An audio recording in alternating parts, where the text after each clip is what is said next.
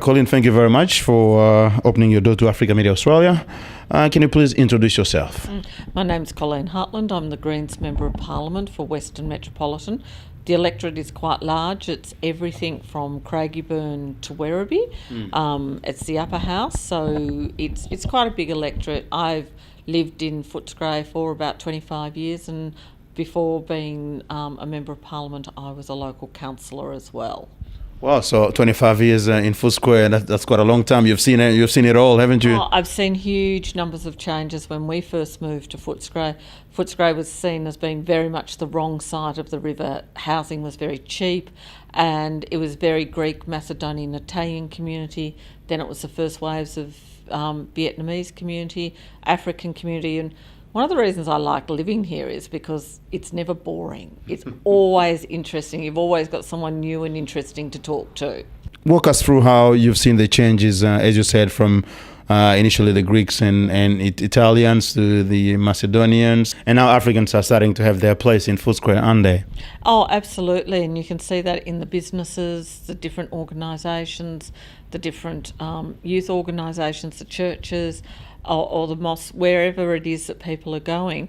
And I think one of the things often, though, is that people lump African together, where obviously there are a number of very distinct cultures within what we label African. Yes, and sometimes people don't always understand or are not aware of the diversity within the African communities. Absolutely, and things like, for someone who's come out of a refugee camp in the Sudan, who's had very, very little education, and then we put them in to what we talk about as age-appropriate schooling, when they really need not 6 months worth of English language school, but probably a year to 4 years, just to help people come up to the same level as everybody else. And because I think that's actually one of the big problems, is that it's really affecting especially young people, is that they're not being given the time and the assistance to come up to educational standards. Absolutely, and I guess that also goes into other areas, because even in Australia, people coming from rural Australia into metropolitan Australia, it is quite challenging. Then consider someone who's never been even in sort of the metropolitan area in their country of origin, such as Sudan, and they're picked into from a refugee camp straight into metropolitan Australia. That's quite challenging. It's a really big step, and from the Sudanese people I know, and when they talk about this, the camps and what they survived before they got into the camps, it's pretty amazing. I actually think it's quite difficult for Australians to understand how difficult, because we're not accustomed to war, we're not accustomed to upheaval.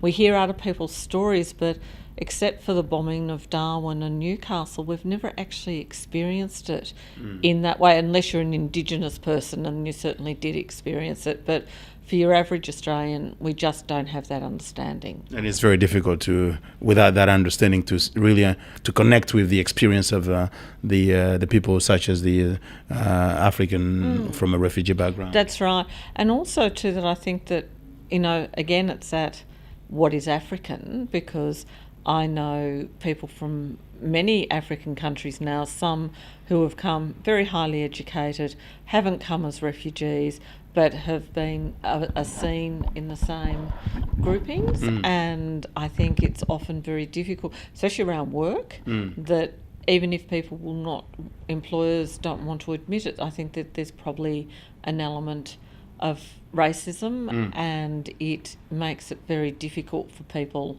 to actually get good quality work. More broadly on the multiculturalism issue, what's your view on how multiculturalism is working in Australia? It's interesting, because when you live in a place like Footscray that is so diverse, it almost feels like we're seeing it at its best, because there is an acceptance that we're a very culturally mixed up community. There will always be outbreaks of racism or just stupidity in some ways, but overall it works because people are it's been like this for a long time and people are just used to it. And I think multiculturalism on the whole does work, and it's one of the things that makes Australia quite interesting. But then, of course, you have your opponents of multiculturalism, but for me that's just it's pure hatred and racism. It's not, it's about people wanting everything to be the same, and white picket fence and 2 children, and not think about the kind of world we could have.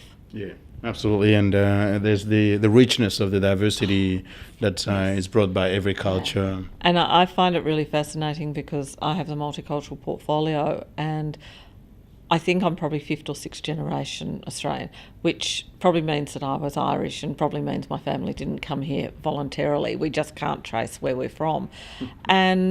But when I go out to different functions, as an example, the mosque open days, where you will get maybe 20 or 30 people coming into a mosque for the first time, and for the first time speaking to a Muslim person, or if, when they go to the Buddhist temple or a Sikh temple or whatever, they get a sense of, oh, that's what it's about.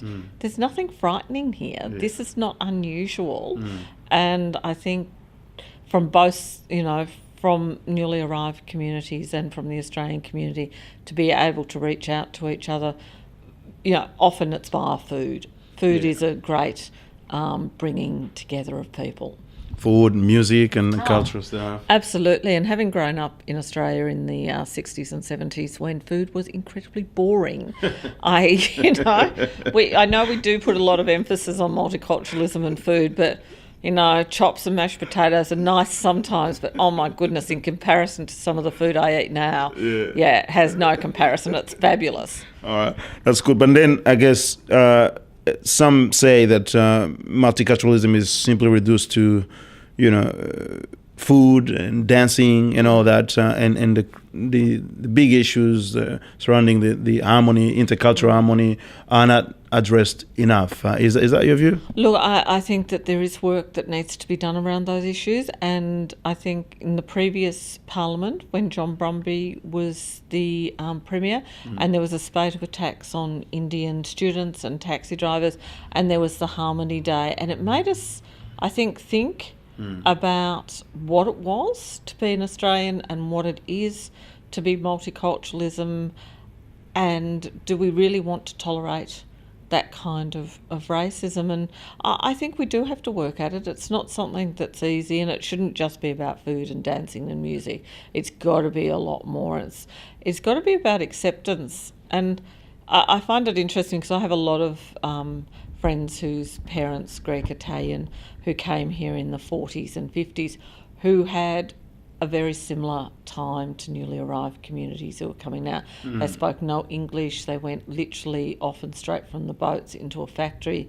Didn't learn a lot of English. There was no on-site English classes.